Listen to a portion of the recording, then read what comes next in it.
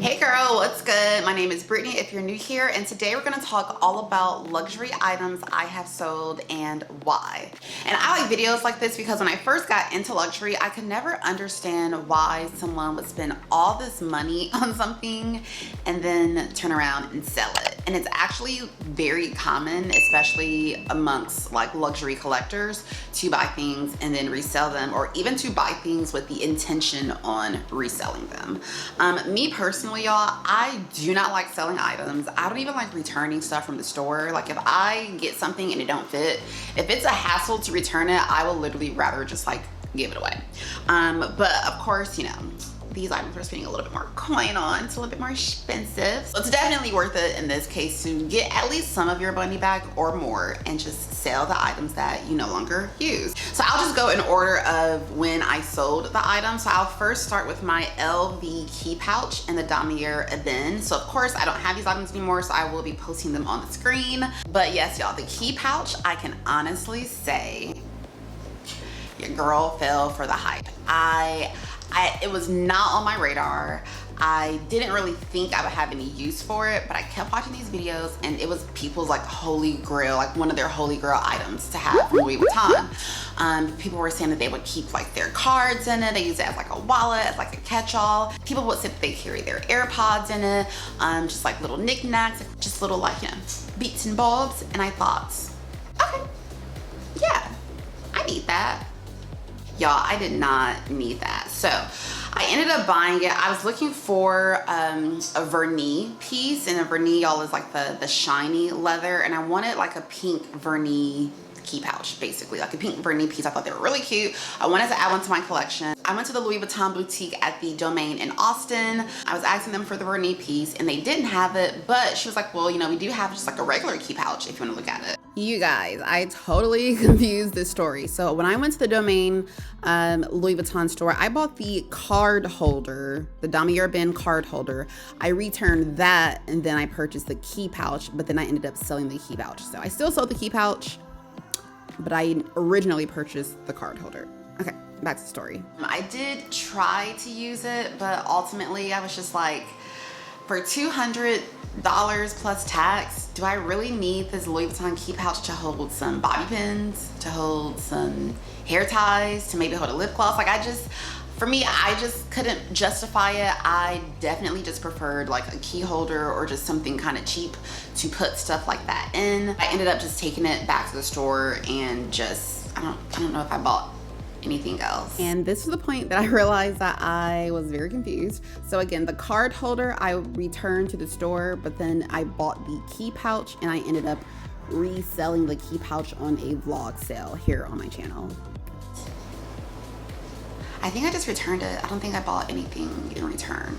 Yeah, I think I just returned it. But yes, the LV key pouch wasn't for me. The next item that I sold is the Louis Vuitton Favorites in the MM size and the damier ebene. Now y'all, if y'all have been watching me from the beginning, if you're like a true OG, then you know that the Louis Vuitton Favorite is the item that like literally started all of this, like my Louis Vuitton collection, the whole channel, everything. I was literally one day just perusing Pinterest and I saw the Louis Vuitton Favorite in the PM size and the damier azur, and it was just like the most beautiful bag.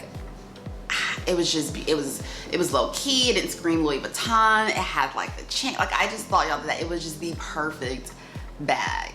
And from there, we're here. So that's how it started. This is how it's going. But yes, that bag started it all, so I could not wait, y'all. I got my taxes. I got a huge tax refund. As y'all know, when you have kids, you get a little extra, which I mean, it's still like my money. Anyways, I'm getting off topic, but anyways, I got a lot more back in my taxes than I thought I was going to.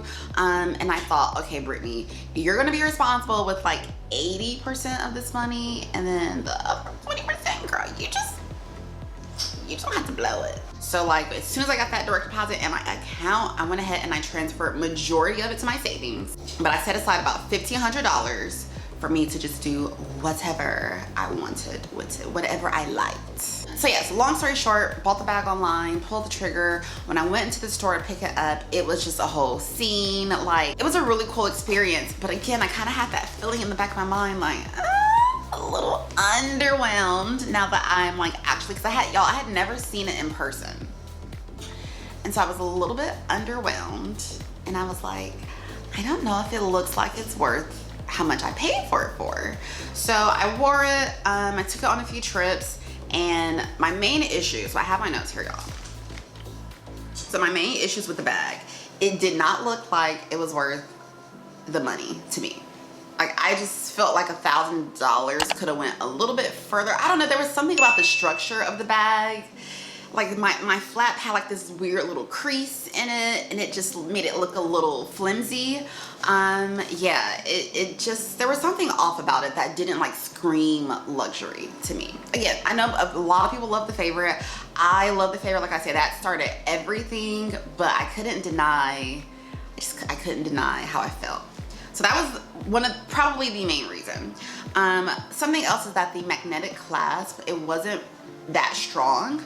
Like, it wasn't super loose, but it was loose enough to where, like, if I just kind of like toss the bag a little bit, and I'm not talking about like chuck it across the room, but if I just like, you know, tossed it in my passenger seat, it wasn't uncommon for just like all of my stuff to come out of my bag. And it was just like, like, okay, is that what we doing? So yeah, so I did not like that, and because of that, I felt like the bag was not secure.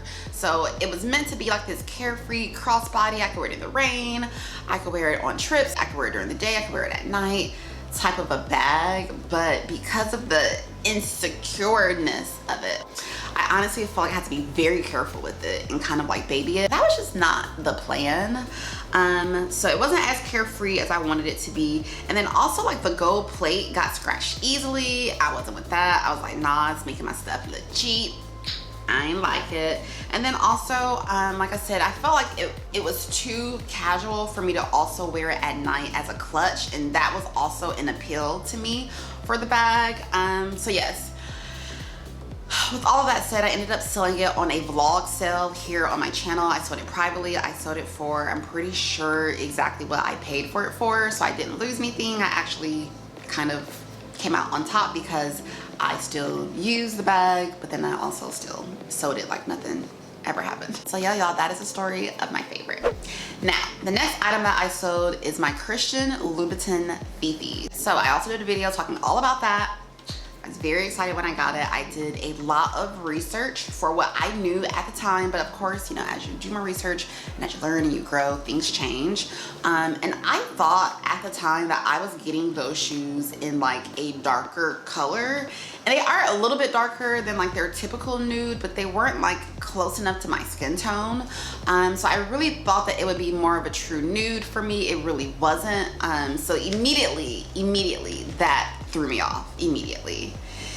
And I was like, oh, but I guess it's okay because it's still like a nude, right? I don't know, like I was just, yeah, I was basically just making excuses for it. Now the other thing is that it had a rounded toe. This is right before the pointy toe trend became really strong.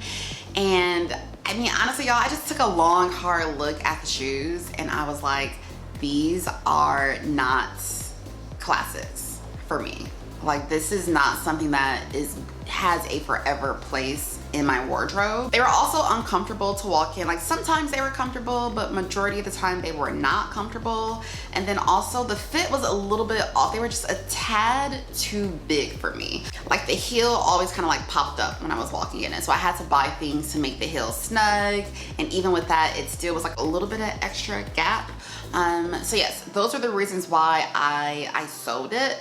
I ended up selling those on Poshmark. Y'all, I sold those for a steal. Like, looking back, I wish I wouldn't have sold it for so cheap. I literally think I sold those, y'all, for like $100.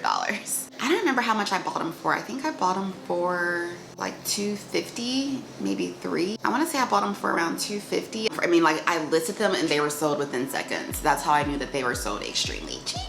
That was my bad. That's why y'all always do your research. That's why I'm trying to put y'all up on game on this channel so that you don't make some of the same mistakes that I made. If you currently have a luxury collection and you're wondering if you should or shouldn't sell something, I would just say really take a long, hard, honest look at the item, your lifestyle, kind of what your goals are. And if it doesn't line up, then do not be afraid to sell it. So that's all for today's video. Thanks again for watching. As always, remember to be good to yourself, and I'll see you guys tomorrow. Mwah. Bye guys.